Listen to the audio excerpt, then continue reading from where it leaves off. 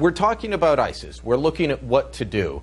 And politicians are still running for the hills, even though we've got these numbers. I'd like to know what the thoughts are in the Canadian Muslim community, in the American Muslim community. But politicians are still afraid to say this is a problem.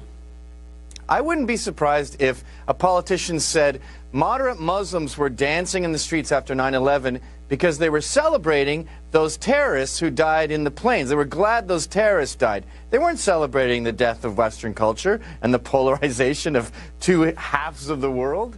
It was a celebration that the bad guys died. And it was in their mind a celebration of the bad guys dying. And for a lot of, I'm going to say a quarter of a billion people, they want to see the Western world suffer. I want to ask you about this. Bill Maher is a liberal icon. In his movie, Religious, he refused to take on Islam. Now he does. And he's done it several times. He's doing it on his own show. He did it with Charlie Rose. What does this do to liberals who love to get their news, love to get their opinions from a guy like Bill Maher? Is he going to be shoved aside by the liberal establishment? There's no way of saying Bill Maher is some kind of conservative, but he's very much a liberal, but he's saying these things now. Will this get him pushed out of the fold? I think that he may be untouchable. He's the L. Ron Hubbard of liberals, and this might just change their views. I mean, it's also sort of politically correct because it's essentially pro-Jewish at this point.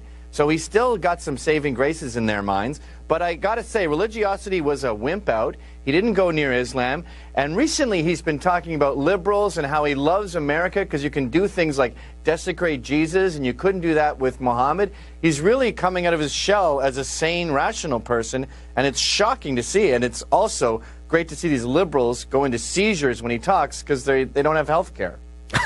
All right. All right, Gavin, great talking as always. We'll chat again soon. Stick around. From a couple of years ago, taking a few shots at Islam over the use of essentially burqas for women to dress in. He's in controversy yet again over a chat with Ben Affleck. And Affleck is the latest in a series of Hollywood stars who try to appear smart and fail miserably. By now, you've probably heard about their heated exchange between Affleck, Bill Maher, and Sam Harris on Maher's show.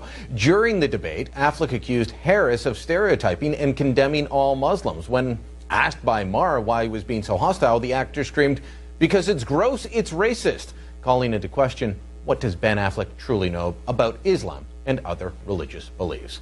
Well, TackyMag.com columnist Gavin Mcinnes joins us now from New York to discuss.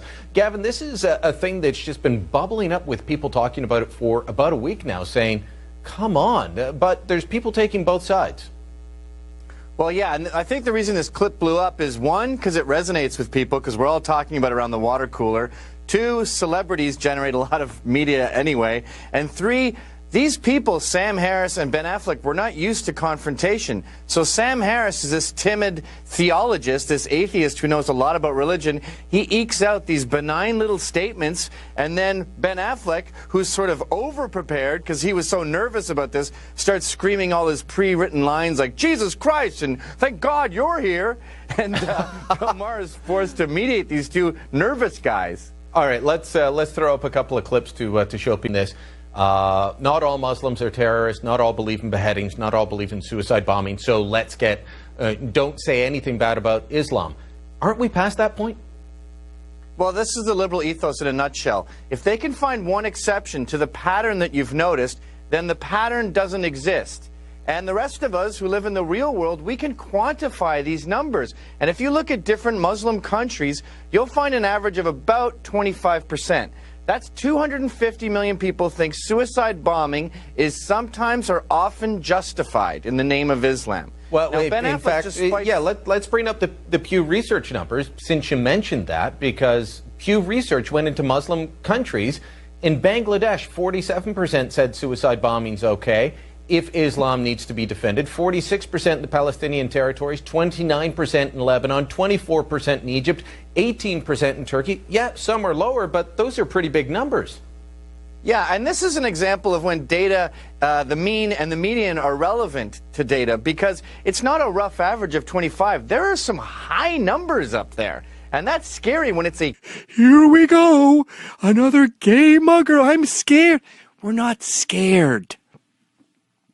And you keep seeing with these these people will come to something where the logic, and in science, by the way, when you have a hypothesis and it's disproven, you go back to the drawing board. Not the left. They just go, it's complicated. Like, I get it all the time. You're a white supremacist, yet you married a non-white and have non-white kids. My theory that you're a white supremacist can't be wrong. Ergo, it's complicated, or it's ironic, or racists can have non-white kids, or, miscaginate, or whatever they call it. Which brings us back to this huge problem with lazy thinking and modern Western culture, which is, studies have proven this again and again, when people are confronted with data that contradicts their beliefs, they become more steadfast in those beliefs. That's unscientific, and I'm sorry, it's called political science. So if you want to get involved, you have to leave your ego at the door and go, I've come up with a hypothesis, it sucks. Instead of lampooning you for my hypothesis, why are there no in-betweens?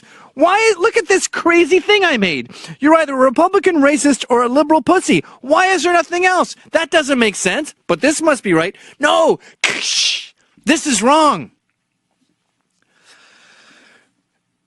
When you mock the absurdity of the world and talk about how crazy this thing you made is, please consider the possibility that you're wrong.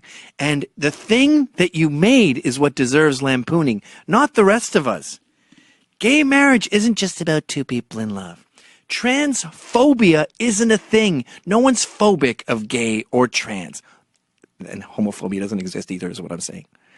And lastly, the world is not just racist Republicans and self-hating white liberals. There's some gray... Hot, hot, hot. And not just from wearing a suffocating tarp in the desert.